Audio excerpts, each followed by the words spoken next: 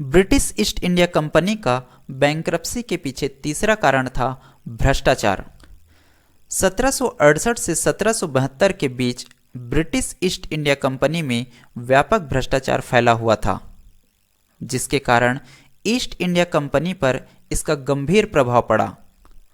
Company भीतर से पूरी तरह से भ्रष्टाचार से जकड़ी हुई थी। इस दौरान कंपनी के अधिकारी अपनी व्यक्तिगत संपत्ति बढ़ाने में लगे रहे और कंपनी को गंभीर वित्तीय संकट में डाल दिया।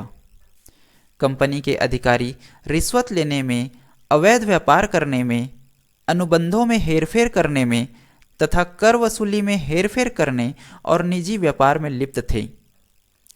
इस समय ब्रिटिश ईस्ट इंडिया कंपनी के अधिकारियों द्वारा भ्रष्टाचार कई तरीकों से किया जाता था, जिसमें पहला है कंपनी के अधिकारियों द्वारा रिश्वत और अवैध व्यापार। ईस्ट इंडिया कंपनी के अधिकारी विशेष रूप से बंगाल में स्थानीय नवाबों और व्यापारियों से रिश्वत लिया करते थे। ये अधिकारी कंपनी की आधिकारिक नीतियों की अनदेखी कर अपनी जेब भरने में लगे रहते थे। वे निजी व्यापार करते थे और कंपनी के संसाधनों का दुरुपयोग करते थे। भ्रष्टाचार का दूसरा तरीका था भूमि करों में हेरफेर और जबरन वसूली। 1765 में दीवानी अर्थात राजस्व एकत्र करने का अधिकार मिलने के बाद कंपनी के अधिकारी किसानों और जमींदारों पर अत्यधिक कर थोपने लगे। 1769 से 70 के बंगाल अकाल के दौरान भी कंपनी ने कर वसूली नहीं रोकी, जिससे लाखों लोग भूख और बीमारी से मारे गए। कंपनी के अधिकारी राजस्व संग्रह में हेरफेर करते थे और कंपनी को कम राजस्व दिखाकर बाकी पैसा खुद रख लेते थे। इसके अलावा कंपनी के बड़े अधिकारी बड़ा भ्रष्टाचार करते थे, जैसे रॉबर्ट क्लाइव और अन्य अधिकारियों की लूट।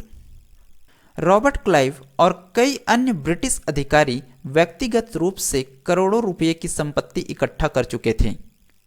रॉबर्ट क्लाइव ने प्लासी युद्ध, जो कि 1757 में हुआ था, और दीवानी अधिकार, जो कि 1765 में मिला था, उसके बाद खुद को बेहद अमीर बना लिया था। ब्रिटेन में इन्हें नबोब यानी नवाब कहा जाने लगा, क्योंकि ये भारत से लौटकर अत्यधिक धनवान बन गए थे। कंपनी के अधिकारियों द्वारा भर भर के भ्रष्टाचार करने के कारण कंपनी के सभी बड़े अधिकारी काफ़ी मालामाल हो गए थे। भ्रष्टाचार का चौथा तरीका था अनुबंधों में भ्रष्टाचार।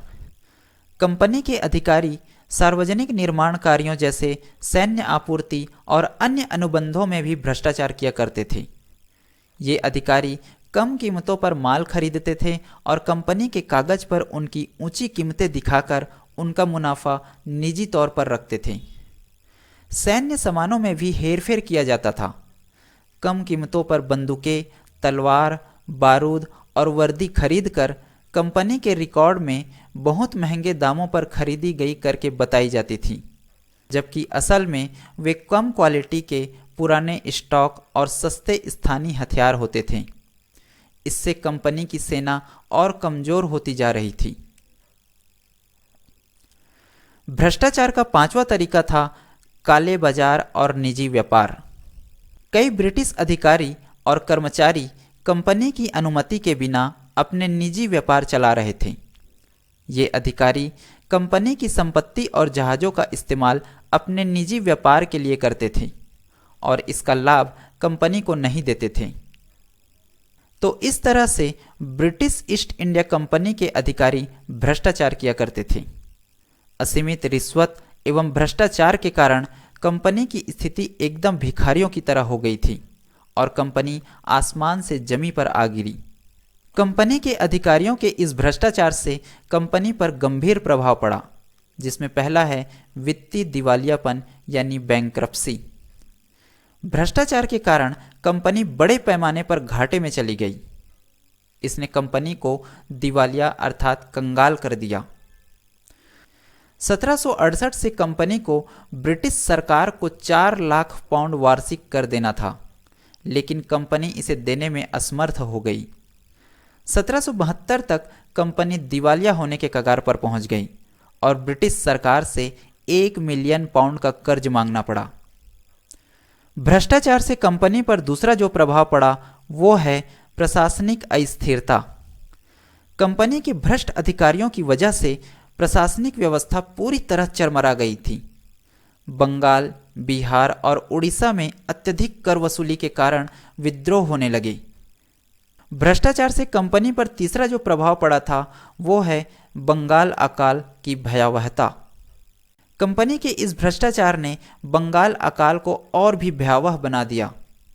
जब 1769 से 70 में बंगाल में भयंकर अकाल पड़ा, तब भी कंपनी के भ्रष्ट अधिकारी कर वसूलते रहे।